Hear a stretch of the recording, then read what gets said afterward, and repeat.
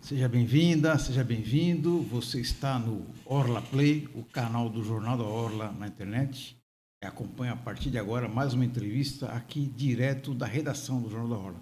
E com muita satisfação estamos recebendo o secretário estadual de Justiça e Cidadania de São Paulo, Fábio Prieto. Fábio, obrigado por aceitar o nosso convite. Seja bem-vindo à redação do Jornal da Orla. Eu é que agradeço o convite de vocês. Para mim é um prazer estar aqui no Jornal da Orla, que eu conheço há muitos anos, né? Sou da cidade, sou santista, fui criado aqui em Santos, fiz faculdade, enfim, tenho uma relação permanente, minha família mora aqui, e conheço o Jornal da Orla. Fico muito contente de estar na redação do Jornal da Orla. É importante, o Jornal da Orla é uma tradição na cidade, e me alegra bastante estar hoje aqui com vocês. Agradeço mais uma vez. Também participa dessa nossa entrevista o diretor de redação do Jornal da Orla, jornalista Edson Carpentieri. Edson, tudo bem? Beleza, uma grande satisfação receber o secretário Fábio Prieto, e mais ainda por ser um santista num cargo tão importante, tão relevante para a população do estado de São Paulo, né? Um cargo espinhoso, porque a justiça hoje no Brasil é uma questão muito séria e a gente vai falar muito sobre isso, mas grande satisfação receber o secretário Fábio aqui e agradecer a você, internauta, que nos acompanha todos os dias e também a você que nos assiste pela TV Com. Muito obrigado a todos. Secretário, o senhor está em Santos hoje, sexta-feira, acompanhando um mutirão de testes de paternidade, investigação de paternidade, popular exame de DNA. Eu queria que o senhor falasse para a gente qual que é a importância de disponibilizar esses testes de paternidade. Bom, esse é um dado fundamental da identidade de qualquer ser humano, né? Eu sou do tempo ainda que, quando a gente discutia em processo de família, tinha um exame muito precário para afirmar a paternidade. A gente dependia de as provas indiretas, testemunhas, uma série de coisas. E hoje, muito rapidamente, você sabe, você pode afirmar, o juiz tem condição de afirmar. Então, esse teste é fundamental no processo judicial ou até na pesquisa voluntária que a comunidade faz. Nós temos na Secretaria da Justiça e Cidadania 4 instituições que nós chamamos de vinculadas. Uma delas é o IMESC, é um instituto que faz os laudos de paternidade, de exame de paternidade, e também faz os laudos de exame criminológico para a evolução dos presos nos regimes jurídicos, né, de prisão. Esse exame é necessário. Ele presta um grande serviço e nessa área da paternidade nós estamos fazendo esse mutirão a que você se referiu aqui no Fórum de Santos. São 300 crianças só hoje que vão saber, afinal, se o pai é o cidadão A ou B ou C, enfim, vamos revelar isso. É um serviço de grande utilidade pública, a população carente não tem acesso. A gente vive num país em desenvolvimento, com coisas maravilhosas e com coisas muito ruins, como todo país em desenvolvimento. Então, esse é um serviço de grande relevância pública. É o tipo de processo que tem que andar da maneira mais séria possível, né, secretário? Pois é, esse é um problema do nosso sistema de justiça. Nós temos um volume imenso de recursos e de possibilidades e os processos, infelizmente, no Brasil são muito lentos. Muita coisa foi feita, mas continuamos ainda com um sistema lento. Esse é um caso que os juízes costumam dar alguma prioridade, alguma precedência nos julgamentos, mas ainda assim não é digamos assim, uma situação satisfatória. Nós temos muitos graus de recurso. É claro que com um exame tão técnico como é hoje o DNA, o recurso não tem muito sentido, né? O tribunal normalmente não reforma. Os juízes observam o resultado do exame de DNA. E a ideia é fazer mais mutirões ao longo do ano, né? Nós vamos fazer mutirões, inclusive, na área criminal também, aqui em Santos, a população carcerária, porque disso depende a evolução do preso no regime aberto, no semiaberto e no fechado. Então, nós faremos também no criminal e voltaremos aqui com a questão da paternidade, porque a gente entende a urgência do Poder Judiciário, do Ministério Público, da advocacia e principalmente das partes. Secretário, eu gostaria de saber que o senhor explicasse para o nosso internauta, para o nosso telespectador, qual é o papel da Secretaria de Justiça e Cidadania? O que o cidadão pode buscar e o que a sua pasta visa atender os interesses, o que representa a cidadania, principalmente? O que engloba? Olha, como toda pasta de Estado, o secretário sempre tem duas funções. Uma é a mensagem. É importante o secretário ter uma mensagem que tem que ser alinhada e direcionada pelo governador, que é quem tem voto, né? A gente tem secretário de Estado não tem voto. A gente precisa saber que quem tem voto é governador e vice-governador. Então, eu, quando fui convidado pelo Tarcísio, propus a ele um discurso que eu sempre fiz no sistema de justiça, seja como advogado, como promotor de justiça, que eu também fui, ou na carreira da magistratura federal, que é não uma Secretaria de Justiça e Cidadania, como nós temos hoje. A secretaria é a mais antiga de São Paulo, tem mais de 100 anos, e ela nasceu na época em que era Secretaria de Justiça. Se você for no pátio do colégio, lá onde tem os 2 prédios bonitos que estão sendo restaurados e serão oferecidos, inclusive, à visitação da população, são 2 prédios do Ramos de Azevedo, que construiu o Teatro Municipal, o Tribunal de Justiça, vários prédios históricos. Nós estamos restaurando esses 2 prédios. Mas se você olhar lá em cima, nos 2 prédios do Ramos de Azevedo, está escrito lá, Secretaria de Justiça, que era o registro histórico. Com o tempo, a sociedade foi evoluindo e a secretaria passou a ser Secretaria de Justiça e Cidadania. E eu propus ao governador que nós, que é um discurso que eu faço há muito tempo, fazia do lado da justiça, agora gostaria que o governador aceitasse a ideia, como eu disse a ele, que a secretaria seja de cidadania e de justiça. Primeiro, Sua Excelência, o cidadão, e depois nós, os juízes, os promotores, o advogado.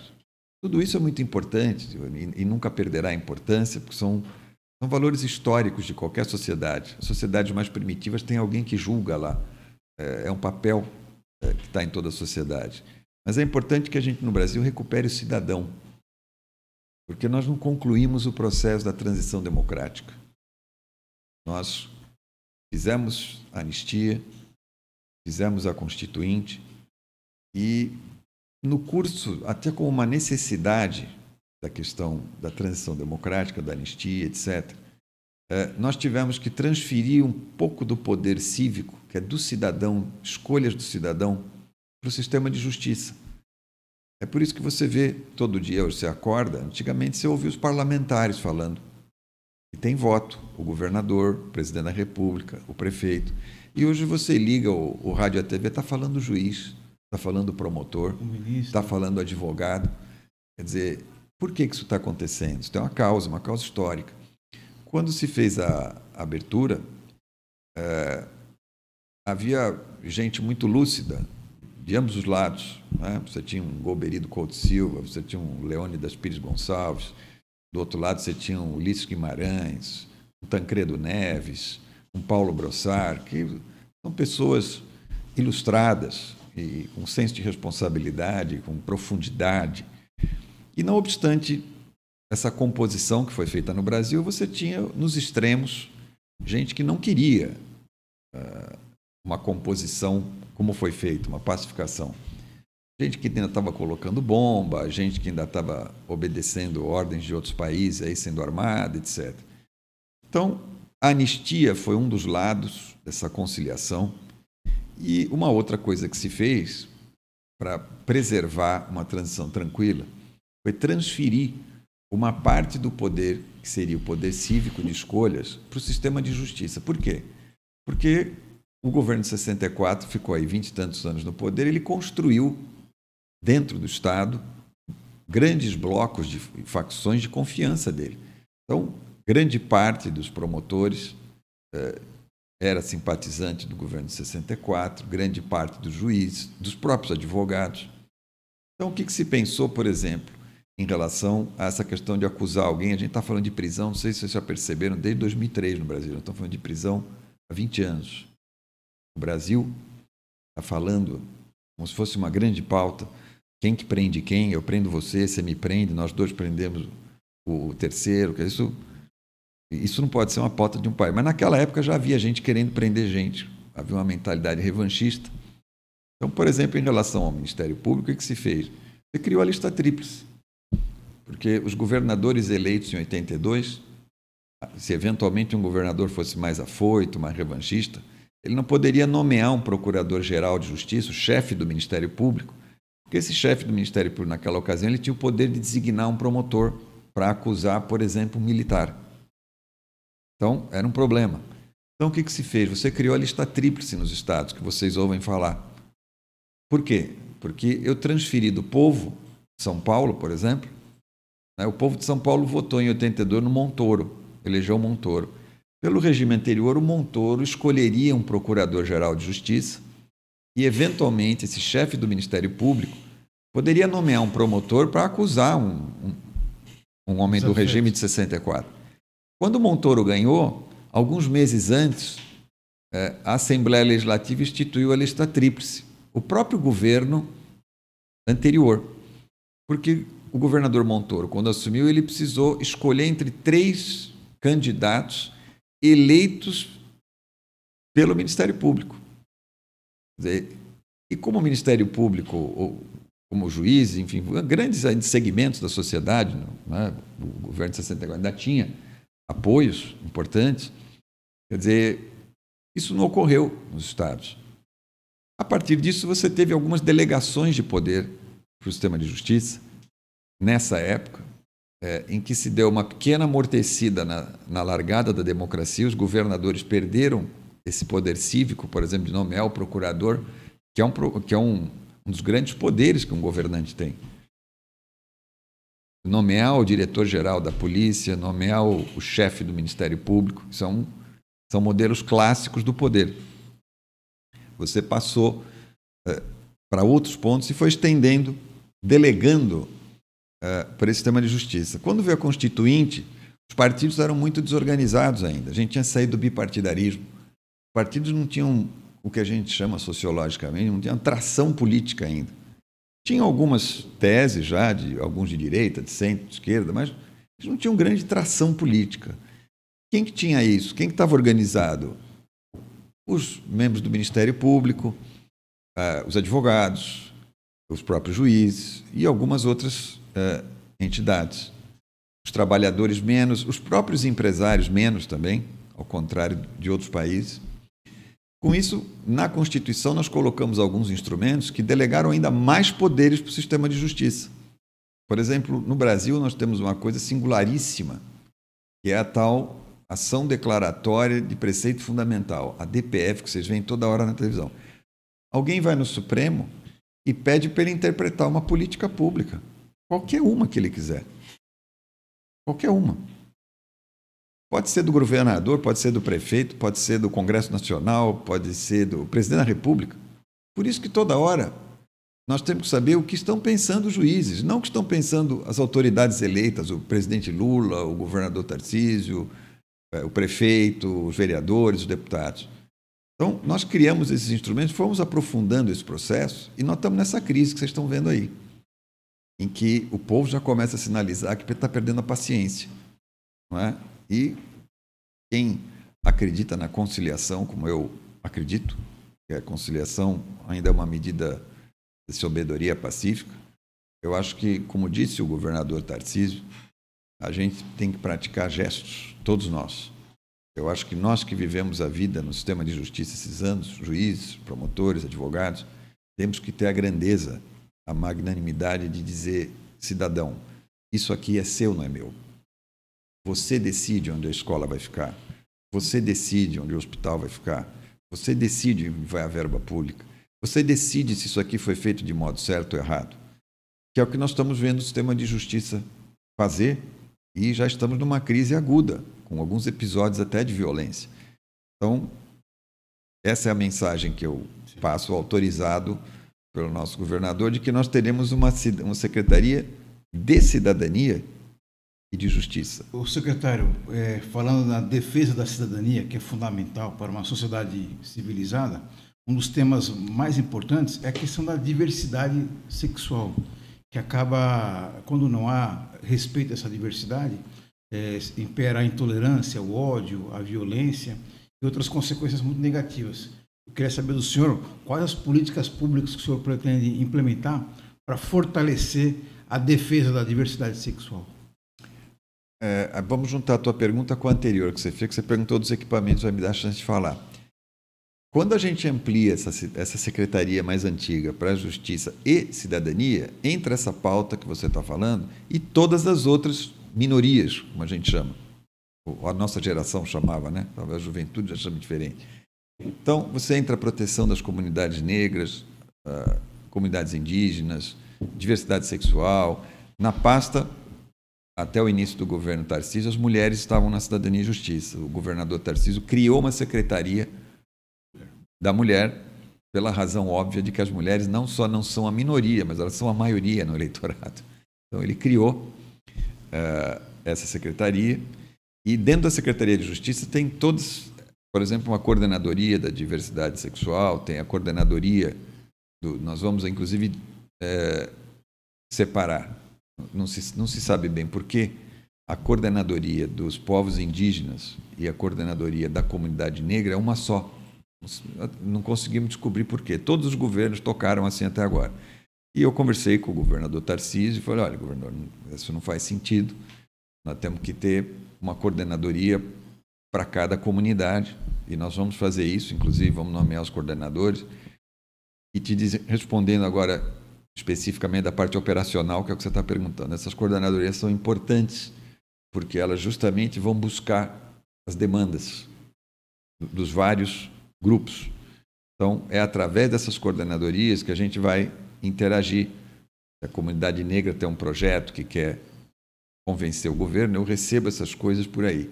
A estrutura, tirando esse aspecto que estava mal dimensionado, tudo mais é muito bem dimensionado em São Paulo. E aí eu preciso te dizer que, como o nosso governo não é um governo de pedras nas mãos, né, a gente não precisa ficar dizendo que quer prender ninguém, que não, é um governo sem pedras nas mãos, com ideias na cabeça só. Eu devo te dizer que o PSDB fez um trabalho muito bom na secretaria no que diz respeito a essas políticas. Ele estruturou leis que punem, inclusive, a discriminação contra a diversidade sexual, contra o autor de racismo, enfim, discriminação contra a população indígena. Nós temos leis inovadoras. Foi o Estado de São Paulo, um dos governos do PSDB, que fez isso. E fez muito bem. A estrutura é boa, é suficiente e funciona. Mas eu acho que São Paulo, o Estado de São Paulo, claro que você tem o sujeito lá que é contra isso, ou contra aquilo, ou contra o índio, ou contra o indígena. Enfim, a gente não pode dominar todos os seres humanos, mas eu te diria que São Paulo não tem uma tradição de intolerância, não.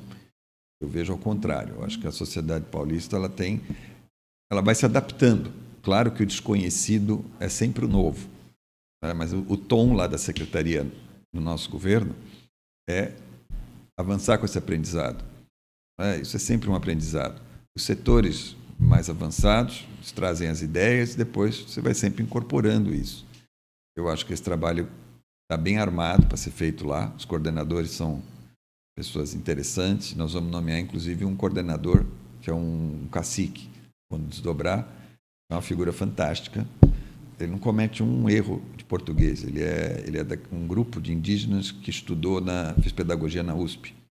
Inteligente, articulado, figura muito interessante. Ele vai ser, não só nós vamos ter uma coordenadoria, como nós vamos colocar um cacique nessa posição. Já combinei também com o governador Tarcísio esse ponto.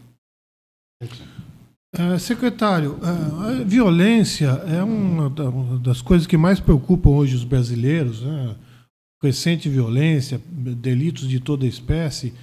E eu percebo um sentimento assim de cada vez maior de descrédito na justiça por parte do cidadão comum. Porque, exemplo, a polícia prende, todo mundo fala, a polícia prende, a justiça solta, a polícia prende.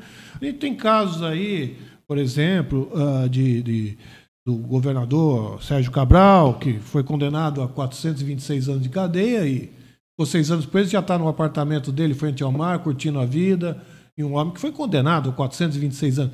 Quer dizer, essa Elisa também, que esquartejou o marido, esquartejou o marido, ficou 10 anos, já está trabalhando num aplicativo.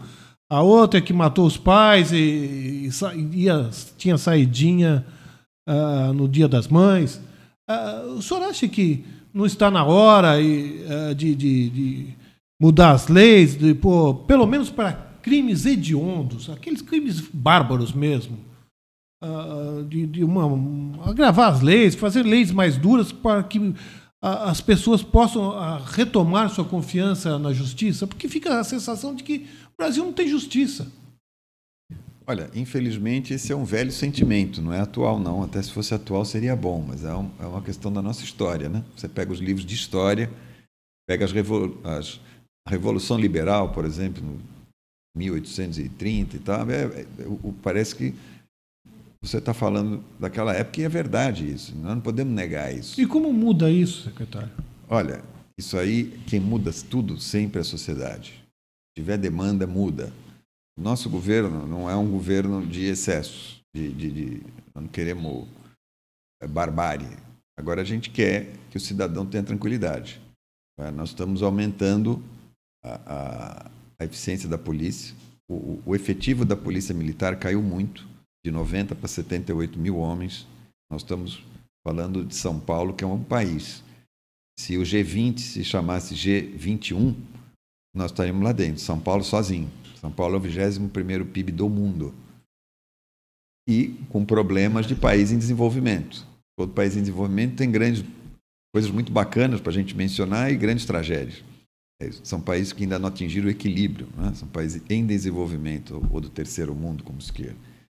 Então, nós vamos aumentar o efetivo da Polícia Militar e vamos garantir que o policial militar possa trabalhar com paz, dentro da lei, sem excesso. A gente não quer policial fazendo loucura, não, mas naquilo que é o correto, que é o sério, nós vamos apoiar a polícia, as polícias. Não é possível que a gente continue... Você não pode sair daqui e tomar um café na esquina. Quer dizer, perdeu-se completamente a paz pública, que é esse seu direito de tomar um café na esquina quando você chega do trabalho. Você não pode fazer isso em São Paulo, isso é uma barbárie. Então, claramente, é uma deficiência.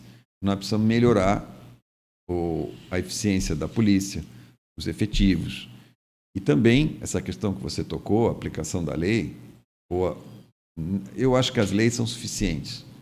A gente precisa ver se nós podemos melhorar alguma coisa na interpretação que diz respeito ao Ministério Público, ao Poder Judiciário. Discutir isso com grandeza. Temos que discutir isso. Veja, se um cidadão de uma cidade como São Paulo, do Rio de Janeiro, não pode chegar à noite, tomar um banho e tomar um café na esquina, tem alguma coisa errada. A gente não pode negar esse fato. Temos que discutir isso com grandeza. Eu acho que o Tarcísio colocou com felicidade, né? Ele falou, olha, todos nós temos que fazer gestos. O Executivo, o Legislativo e o Judiciário também. Vamos conversar, vamos ver o que está errado. Vamos melhorar isso aqui. O que não pode é continuar como está. A gente vive uma violência. Nós chegamos a matar 60 mil pessoas num ano. 60 mil brasileiros. E quem que nós matamos majoritariamente? Nós matamos os jovens, os negros e os pobres. Quer dizer, nós estamos matando uma população que está aí para contribuir com o Brasil. Quer dizer, é o crime mais cruel que tem. O senhor tocou num ponto muito importante, e aí eu queria saber a sua opinião sobre a questão de armas. Que o governo anterior, o governo federal, era a favor da liberação de armas, e esse governo que chega, contra. Como sua experiência, o senhor tem uma brilhante trajetória, carreira na magistratura, larga experiência. A sua experiência indica o quê? Que a liberação de armas seria positiva ou negativa para a sociedade? Olha, essa não é uma pergunta simples, essa é uma pergunta de $1 milhão. Sim. Primeiro... Mas o senhor pode responder. Não, eu posso. A gente só faz pergunta difícil que a gente acha que tem condição de responder, né? Essa é a pergunta de $1 milhão, hein? É porque quando você fala liberação, já é difícil daí, né? Porque você fala assim, a liberação de arma. Qual liberação? Porque no meio dessa crise política toda, a gente não consegue debater as coisas. Isso está tudo uma contaminação. É por isso que o nosso governo... apaixonado de debate, né? Eu nem sei. Você falou liberação, já vou ser contra. Eu nem sei que tipo de liberação você está pronto. Porque, veja bem, a liberação de quem? Quem faz um curso, quem atira com arma de calibres menores, controlados. Tem toda uma variação aí e a gente está discutindo às cegas isso. Mas você é contra ou a favor? Eu falei, bom, mas o que você está falando primeiro? O que você quer me dizer para eu dizer que eu sou contra ou a favor? Então, eu sou a favor de quem é treinado, né, quem tem treino, ter acesso a armas até um determinado calibre. Eu acho que você pode definir isso socialmente no debate político. O parlamento pode definir isso. Precisa ter treinamento. Não pode o sujeito chegar lá e comprar como se fosse comprar um cafezinho na esquina. Porque ele pode morrer ou ele pode matar alguém. Então, a arma exige um certo treinamento. Quem tiver algum tipo de treinamento pode ter acesso. Claro que o sujeito não vai poder comprar um tanque de guerra. Um determinado. É como você, quando tira a carta para dirigir, você tira a carta de veículo só, né? Você não tira a carta para dirigir caminhão. Você vai lá na autoescola. Se você quiser dirigir caminhão, aí é outra carta. Se você quiser dirigir moto, é outra carta. A arma é mais ou menos isso. Quer dizer, você tem que definir o calibre e dizer, olha, o que você quer? Você quer comprar uma arma de calibre X? Você tem que cumprir esses requisitos aqui. E tem que disciplinar também aonde é possível ter o porte, os lugares que você pode utilizar dessa prerrogativa como cidadão. Eu acho que com curso, com disciplina e com a definição dos lugares de porte, o cidadão pode ter acesso a armas. Treinado, disciplinado e regulado. Outra questão muito importante, secretário, seria a questão da maioridade penal. As pesquisas indicam que uma parcela grande da população, diante dessa onda de violência, acha que estava na hora de reduzir a maioridade penal hoje, que é de 18 anos para 16, 15, 17, enfim. Essa é uma discussão que a sociedade precisa travar. Exato. Eu queria saber a sua opinião. Secretário, eu vou acrescentar, adicionar essa questão, que quando a gente fala de impunidade, existe uma comoção maior quando os crimes são praticados por menores de idade. Então, o debate, que já é muito subjetivo, ele ganha paixões muito maiores. Exato. Então, eu queria reforçar a questão aqui, a sua opinião sobre a redução ou não da maioridade penal, e acrescentar como é que o senhor avalia o desempenho da Fundação Casa, que justamente tem o objetivo de reeducar e reinserir esses jovens. Agora sim. Que ajustes. Agora ficou bom. Agora você me deu um fôlego aqui, porque só me faz pergunta ruim aqui. Agora você vai me ajudar um pouco aqui. Então, eu acho que essas duas coisas estão muito ligadas. O que a gente tinha na Fundação Casa? Era a FEBEM. A FEBEM virou um centro de tortura, de um lado, na porta de entrada e na porta de saída, uma fábrica de pessoas piores do que aquelas que entravam. Então, era um equipamento social péssimo. Nós tivemos aí, no governo do PSDB, uma política muito boa que foi feita, insistiu muito, demorou, mas a política, eles insistiram e que funcionou, que é transformar a FEBEM na Fundação Casa. A Fundação Casa hoje tem médico, psicólogo, professor, programação cultural. Você criou pequenos núcleos, não tem mais aquelas masmorras gigantescas, porque ali você permite que se crie uma promiscuidade prisional, muita gente, controle de uns sobre os outros. Quando você fez isso, hoje São Paulo tem isso, você diminuiu a reincidência. Porque uma parte, vamos dizer, da delinquência, isso não é no Brasil, em qualquer lugar do mundo, uma parte são pessoas que têm problemas mentais, que desaguam na violência. Essas, às vezes, você nem consegue, você consegue tratar, mas, vamos dizer, o que você recuperar, entre aspas, é difícil. São pessoas que, na verdade, têm que ser assistidas e, como são violentas, têm que ser fiscalizadas também. Mas, de outro, você tem pessoas que entram ali com falta de apoio familiar, comunidades todas viciadas, ambientes terríveis. Essas pessoas, dependendo do tipo de personalidade, você recupera. Você não manda para reincidência. E quando você põe um equipamento desse, ele funciona. Então, hoje, o Estado de São Paulo tem esse equipamento, que é um equipamento exemplar. Você não ouve mais aquelas chacinas na porta de entrada, e na porta de saída você melhorou a reincidência dos que saem. Os números são bons. Agora, é um equipamento caro, ele é exemplar, nós pagamos por isso e ele tem funcionado. A questão da menoridade, eu não tenho uma posição do governo, portanto é importante fazer essa ressalva aqui. Não foi objeto aí, não está na pauta do Congresso. Não sei se o governador vai querer se posicionar, caso isso aconteça. Não, secretário, essa é uma pergunta pessoal com base na sua experiência como magistrado. Eu quero ressalvar... Nada a ver com política de Estado.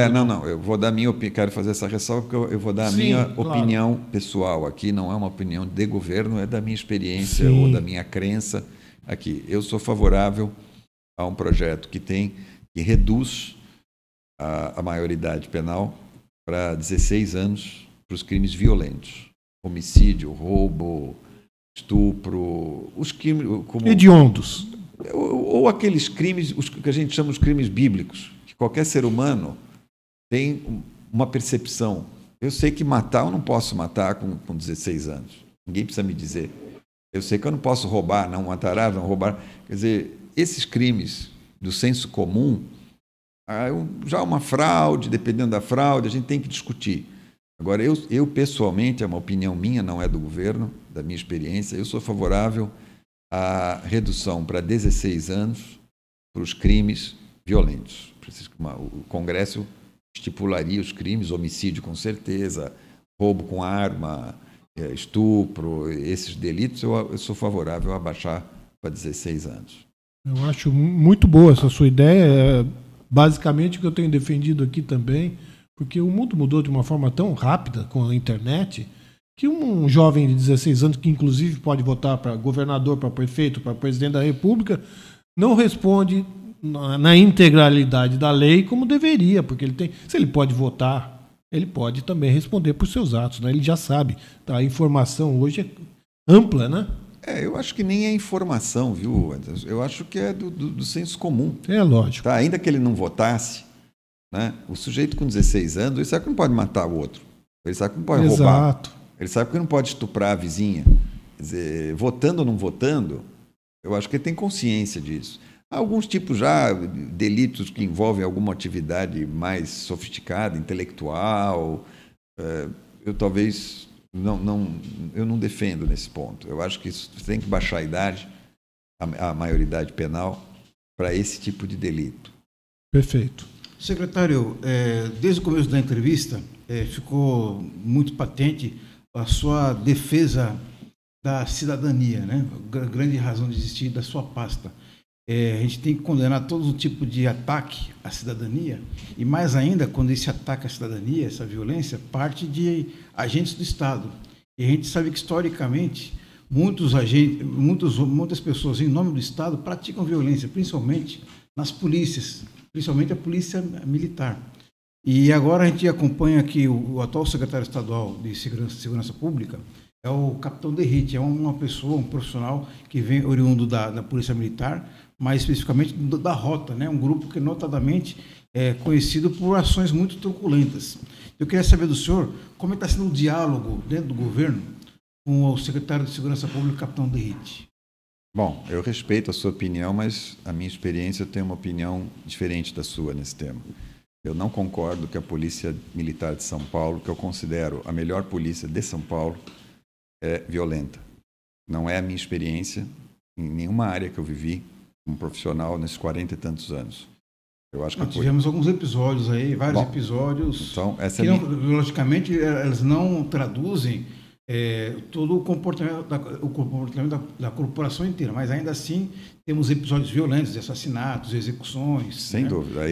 Então mas são fatos isolados. Agora estamos de acordo. Se você me disser que tem, eu acho que eu estou de acordo.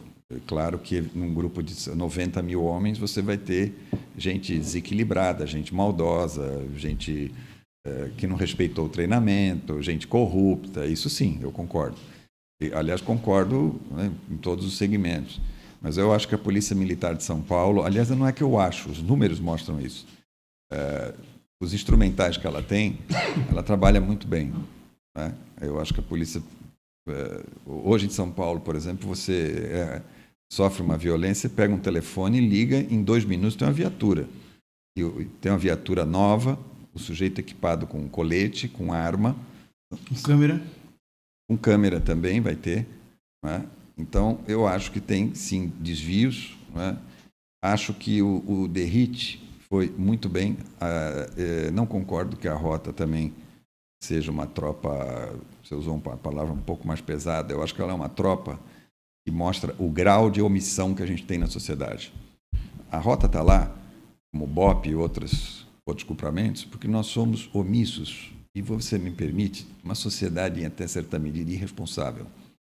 Então, como nós deixamos a criminalidade avançar muito, a gente chega numa hora que tem que ter tropa de combate, que aconteceu no Rio de Janeiro. Aliás, no Rio nós já, inclusive, escalamos. A gente põe tanque de guerra mesmo na favela, na comunidade. Secretário, tropa combativa, mas que não seja truculenta e que obedeça à legalidade.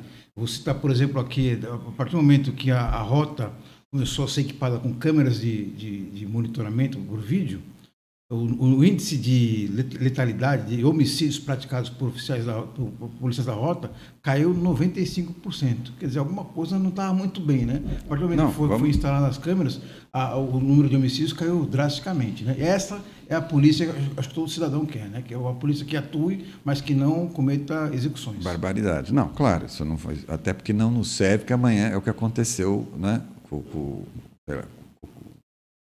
Esquadrão da Morte.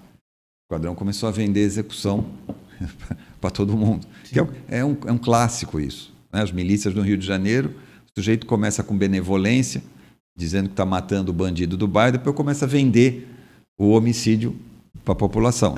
Até virou filme, né? Nós conhecemos isso, a gente sabe a natureza humana, é por isso que o Estado tem que ter a força. A gente chegou a um consenso nas sociedades, uma evolução. As câmeras, até todo mundo sabe, o governador tinha dado uma declaração contra as câmeras, que ia tirar as câmeras. Depois levaram, como ele tem essa alma de engenheiro, essa formação, levaram os estudos para ele. Como o nosso governo não é dogmático, não é? A gente pode voltar atrás, porque a gente, se você está me dando uma ideia boa, eu levo lá, a gente incorpora. É um governo... É uma virtude, né? É aberto, a gente não está... Nós não estamos presos aos dogmas que talvez outras correntes políticas estejam presas. Então, ele reconsiderou e está fazendo uma experiência. Nós estamos ouvindo lá sociólogos, estamos ouvindo policiais, estamos ouvindo historiadores, estamos ouvindo médico, psiquiatra, um monte de gente lá para fazer um trabalho de averiguação. A gente tem que tomar cuidado o seguinte, para a polícia também não parar. Porque, veja bem, se eu criei uma sociedade como nossa, que nós permitimos que as populações periféricas sejam dominadas por assassinos, bandidos, estupradores, traficantes. E aí, ao invés de nós resolver um problema, a gente cria a Rota, e aí o policial da Rota, quando vai 4 horas da manhã numa favela, socorrer a população, porque a Rota não vai passear, a Rota vai atender pedidos dramáticos, terríveis, da população carente. Carente. Ela não vai, a Rota não anda no Jardim Europa. A Rota não anda no Gonzaga aqui. A Rota anda nas favelas a 30 quilômetros do centro de São Paulo, chamada pela população pobre, totalmente exposta aos crimes mais bárbaros. E eu repito a você, nós permitimos, já que esse país permitiu, que nós em um ano matássemos 60 mil jovens pobres e negros. Nós temos problemas com a violência, nós da classe média e tal, mas quem entra na bala do fuzil e da arma é o jovem pobre, negro e pobre. Então, nós deixamos que essas populações sejam vulneráveis lá na periferia, 4 horas da manhã, sujeitos de AK-47, dando tiro lá no trabalhador. Então, a gente, ao invés de resolver o problema, o que a gente fez? Nós criamos uma Rota, que é um grupo de combate mesmo. Então, esses homens da Rota, que são altamente treinados, nós temos vários países do mundo que vêm treinar aqui na Rota, eles saem numa viatura a 30 quilômetros de distância e vão, de madrugada, muitas vezes matar ou morrer. Como nós temos vários policiais da Rota feridos. Então, a Rota não tem que fazer barbaridade, não. Isso não é mandato para policial da Rota sair executando gente também, porque senão você cria, ao invés de ter uma barbárie, aí nós temos duas. Então, a gente não quer a barbárie, né? Mas vamos saber por que a Rota existe. Ela existe pela nossa negligência. Se nós tivéssemos tiroteio todo dia nos bairros que nós moramos, a gente não deixava chegar na Rota.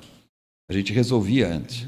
Então, a Rota existe pela nossa negligência, pela nossa omissão contra a população pobre. Então, a Rota, o ideal era que ela acabasse um dia, que a gente desse a mesma segurança que nós damos nos bairros mais privilegiados, também às populações periféricas de São Paulo. Secretário, outra parcela da população que eu acho que exige muita atenção do poder público são a camada de jovens, né? Parcela de jovens da sociedade, né? Inclusive, a gente tem um problema muito sério, que é a chamada geração nem, que nem estuda, nem trabalha, fica num limbo social, né? Queria saber o que o governo do estado pode fazer para melhorar as condições de vida, de oportunidades de trabalho, ou mesmo de estudo para essa parcela da população. Olha, você sabe que nós tivemos vários planos de apoio econômico para as parcelas mais favorecidas na sociedade. E teve um que foi o mais universal de todos e que distribuiu a maior renda da história do Brasil e é um exemplo para o mundo, que é o Plano Real. Então, quando você tratou da moeda e pôs a moeda no bolso de todo mundo, aquilo funcionou, mais que qualquer coisa. Você estabilizou a economia, diminuiu a inflação, Banco Central respeitado. A gente começou a operar num limite que os países ricos operam, sem mágica, sem assistencialismo, sem populismo barato. A educação é um pouco isso. Se a gente não der, veja bem, claro que a gente tem que compensar políticas afirmativas, enfim, discutir isso com calma, lendo os relatórios, sem preconceito, isso é tudo besteira. Mas a educação, se você der educação de qualidade e melhorar isso, ninguém vai pedir licença em lugar nenhum, não. Eu vou te contar uma coisa. Eu tive aqui há 2 semanas, já como secretário, e fiz questão, fui eu que pedi, para visitar o meu colégio, o Primo Ferreira, onde eu estudei do lado da Vila Belmiro. Quando eu estudei lá, o meu professor de Química dava aula na USP, em São Paulo, e dava aula na rede estadual. A minha professora de português fazia mestrado. O meu professor de inglês, no colégio estadual, era o diretor do Centro Cultural Brasil-Estados Unidos. Era super concorrido para entrar no Primo Ferreira. Tinha vestibular, né? E tal. E, então, essa escola... Eu não precisei pedir licença na minha vida para ocupar todos os cargos que eu ocupei, para ninguém. Eu sentei do lado de todo mundo lá, fiz a prova e não pedi licença para ninguém. Eu tinha educação. Então, eu agora pedi para ir no colégio e confesso que fui com certo receio, porque com esse processo de degradação do país, eu achei que fosse encontrar um colégio, talvez não como eu tive a oportunidade de estudar, e fiquei muito contente, porque encontrei um colégio equipado, com computadores, ar-condicionado, com auditório. Fiquei assim, muito satisfeito e, mais ainda, encontrei professores motivados lá, gente comprometida, porque se o professor ficar tirando licença, ficar pedindo para trabalhar no gabinete do deputado não sei das quantas, para ficar pendurado na secretaria não sei o quê e não der aula, o país não funciona. O professor tem que estar na sala de aula. Nós temos um número absurdo de professores afastados. Aliás, nós temos juízes afastados da função também. O Brasil é o país que tem mais juízes afastados, desviados de função. Desviados. Né? Então, esse é um drama do país. Aqui o sujeito pega lá uma posição, ele dá um jeito de se encostar em algum lugar, sempre para salvar o Brasil, salvar as crianças, salvar a justiça, sempre com um discurso muito bonito. Né? Então, esse é um problema que está nos clássicos da história do Brasil, inclusive os clássicos de direita e de esquerda. Alguns pontos em comum. Há descrições do Rui Barbosa, por exemplo, sobre isso, falando dos juízes, inclusive. Então, esse é um problema que a gente precisa resolver. Se você quer ser jornalista, você fica no Jornal da Orla. Não vai se pendurar não sei aonde aí. Entendeu? Se eu quero ser secretário, eu tenho que ser secretário. Então, esse é um problema que o Brasil tem. A educação, o governador trouxe um secretário, um rapaz brilhante. Ele tem uma condição social muito favorecida e resolveu dedicar a vida dele à educação. Ele está satisfeito aí com o dinheiro que ele tem, que não é pouco, diga-se de passagem, a gente brinca com ele. E ele tentou ser secretário aqui de outro governador, não aceitaram. E ele foi bater na porta do governador do Paraná, o Ratinho, o colocou lá. Quando ele pegou a educação do Paraná, era a 8ª do Brasil. Ele saiu agora de lá, a educação do Paraná é a primeira. Primeiro lugar. O Paraná hoje é o estado que tem a melhor educação do Brasil. Esse secretário, Tarcísio, foi pegar e está aqui em São Paulo. Nós estamos apostando que se ele tiver o mesmo apoio que ele teve e vai ter, a gente melhora a educação de São Paulo. Se a gente melhorar a educação de São Paulo, o jovem aqui, ele não tem que pedir licença para ninguém, não. Ele, com instrução, ele vai ser quem ele deseja ser, sem pedir nada para ninguém. Então, eu acho que essa é a receita. Eu acho que o governador nomeou um secretário agora e tem condição, já provou que tem condição, já está treinado. Aliás, o Tarcísio trouxe muita gente treinada para o governo, muita gente já submetida ao teste de fogo. Secretário, eu fico bastante satisfeito com a sua visão de mundo e visão de Estado, né?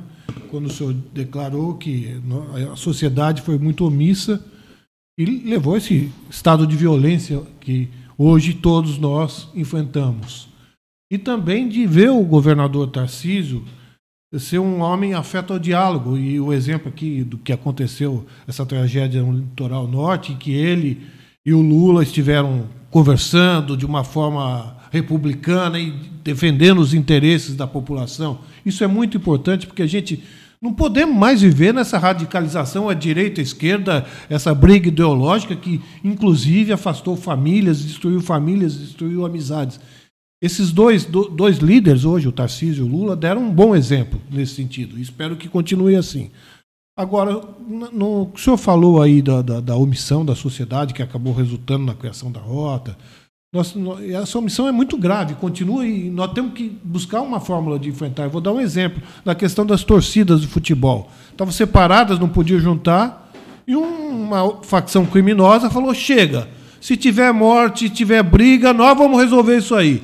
Ou seja, isso é um retrato da falência do Estado. Nós não podemos permitir que quem coloque ordem seja um grupo criminoso. Como é que a gente avança nessa questão, secretário?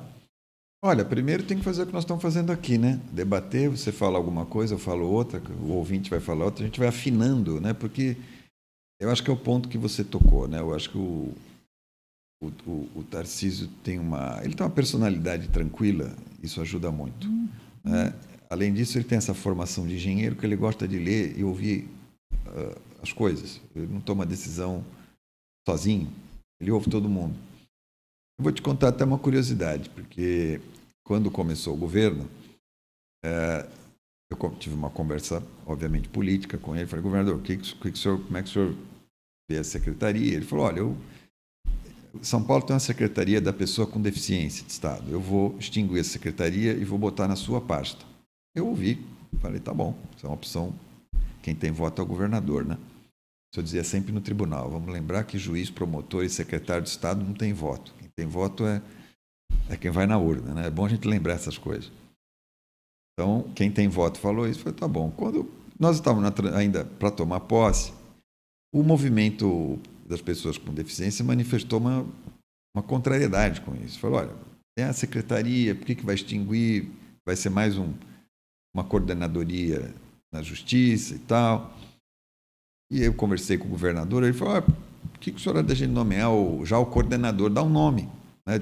Quem seria o coordenador? Que é uma pessoa que essa comunidade PCD, né? As pessoas que chamam pessoas com deficiência, se a comunidade PCD gostar, quem sabe eles entendem que eu estou querendo, não estou querendo prejudicar ninguém e tal. Aí indicamos lá o nome do coordenador, que é um ex-presidente da OAB de São Paulo, e assim a comunidade ficou insatisfeita e procurou o Tarcísio, conversou com ele. Ele me ligou e falou, olha, eu estou convencido. Eu acho que não tem por que extinguir a pasta e vamos manter a pasta. E aí fizemos, inclusive, o primeiro ato do Tarcísio como governador, a primeira audiência que o Tarcísio fez foi a audiência dentro do Palácio com todos os PCDs. Ele anunciando que voltou atrás. Imagine, eu falei, o governador, normalmente o secretário fica louco para fazer logo um gol com o governador. Agora eu estou gostando muito de começar com o governador que voltou atrás, sobretudo num tema sensível. Gostei muito da sua atitude, porque nós estamos aqui para isso mesmo.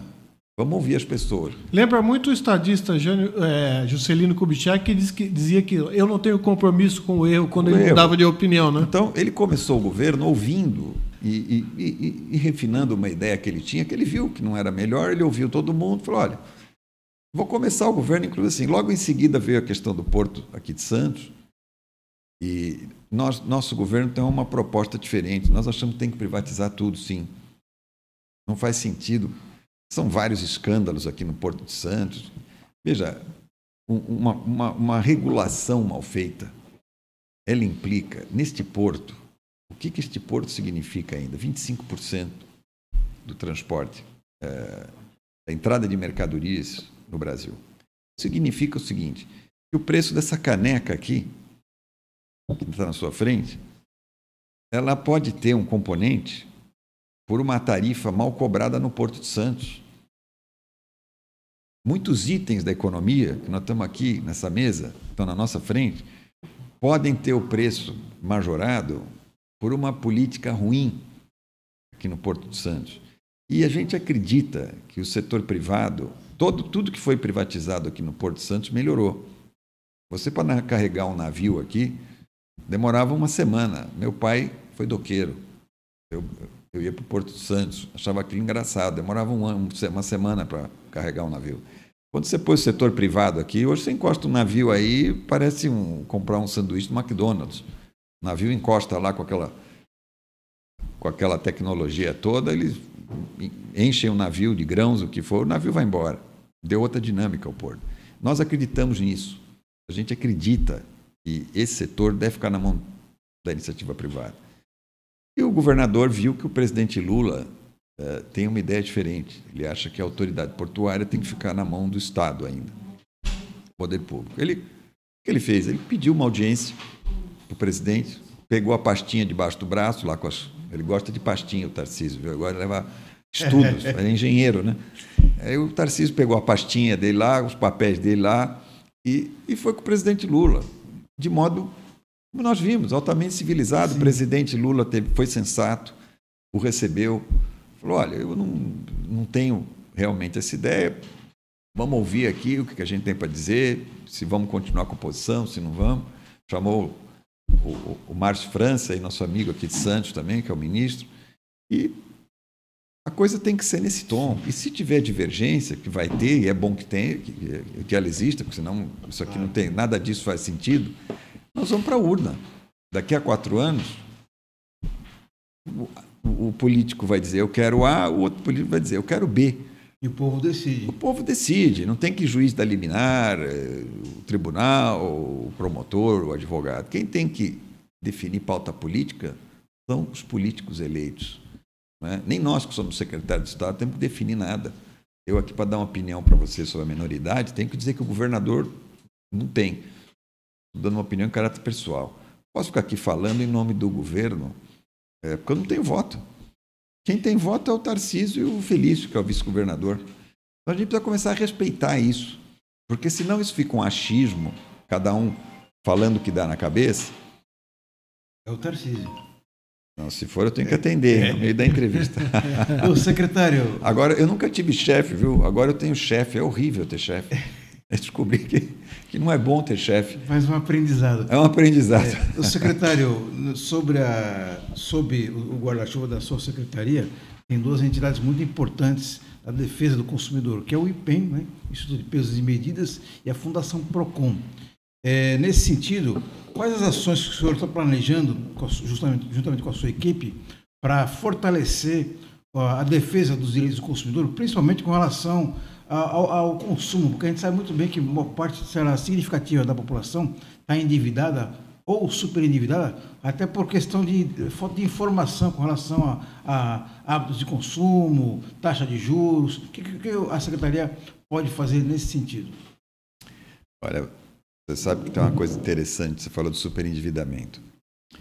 O nosso Banco Central, não nesse governo ou no anterior, em qualquer outro, há muitos anos o nosso Banco Central tem um dos melhores planos de cidadania financeira do mundo. Isso não pertence a um governo, pertence a uma inteligência do Banco Central, de gente de primeira linha que está lá dentro, de carreira, e economistas brilhantes que o Brasil tem. Então, uma geração absolutamente brilhante de economistas. Estou falando de tendências, inclusive, ideológicas diferentes. Isso criou no nosso Banco Central um programa de cidadania financeira excelente. Você sabe que o Banco Central tem um diretor de cidadania financeira? Pouca gente sabe disso. Então, a partir de um determinado momento, essa turma do Banco Central começou a pensar como é que a gente levava, tem uma palavra feia que eu vou ter que usar, que é bancarização.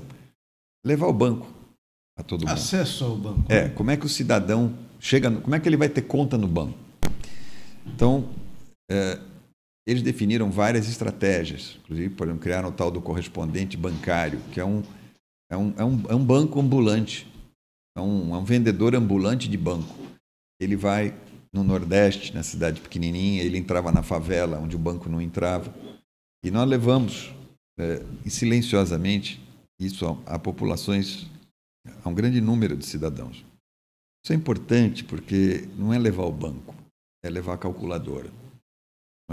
Eu fico muito chateado quando vejo que na escola você ensina para o menino sociologia, filosofia, mas não ensina a operar a calculadora. As minhas filhas estudaram num colégio de elite de São Paulo, eu convivo com gente da elite financeira, e eu brinco com eles e digo o seguinte: eu quero que você ensine o menino a abrir um banco. Na hora que você ensinar o menino a abrir um banco, nós estamos todos iguais. Aí sim. Aí se eu quiser comprar um livro de filosofia, diletante e sociologia, aí eu até escolho em Nova York o livro que eu quero comprar. Mas enquanto você não ensinar ao menino o valor do dinheiro, a poupança, ele não tem noção. Aquilo é uma arma. A gente falou de arma há pouco. O dinheiro é uma arma no cidadão. Então, nós precisamos primeiro dar acesso às pessoas. O que você falou da rota há pouco.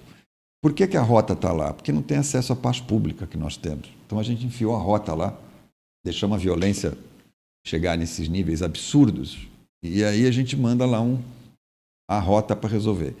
O banco é a mesma coisa. Então a gente precisa melhorar a educação financeira. O Tarcísio tem essa ideia de ensinar os meninos da rede pública a saber o que é o dinheiro, dar uma calculadora na mão deles, porque aí você iguala todo mundo. Aí ele vai saber, não é que ele tem que ser banqueiro, não é essa a ideia, mas ele tem que saber se proteger. Sem isso, é uma presa fácil para um monte de coisas erradas, para violência, para superendividamento, tudo que nós falamos aqui durante... A sedução do consumo, né? Essa é até boa, porque, veja bem, também é injusto você dizer que nós podemos consumir e o menino pobre não pode. Ele também é um ser humano. Quer dizer, por que eu posso consumir e o menino pobre não pode consumir? Ele faz essa pergunta. Eu acho que ele está certo. Eu acho que, claro, eu não posso consumir o que um banqueiro consome. Eu não tenho dinheiro para isso. Mas eu tenho acesso a algumas coisas que eu acho que a maioria das pessoas tem condição de ter.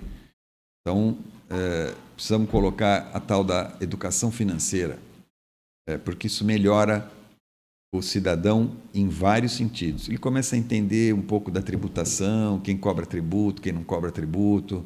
Começa a entender esse jogo mais sofisticado. A gente recebeu aqui na redação do Jornal da Hora o secretário estadual de Justiça e Cidadania, Fábio Preto. Fábio, mais uma vez, eu agradeço muito a sua presença aqui. Boa sorte, que o seu sucesso é o sucesso do povo do estado de São Paulo. Obrigado, eu aqui fico muito contente, quero repetir, de estar no Jornal da Orla, aqui para mim é uma alegria imensa estar com vocês, né? O jornal é uma marca da cidade, né? Fiquei contentíssimo de saber que o Raul Cristiano, que é amigo da casa aqui, me trouxe aqui. Muito obrigado. Obrigado também, Edson. Obrigado e até a próxima oportunidade.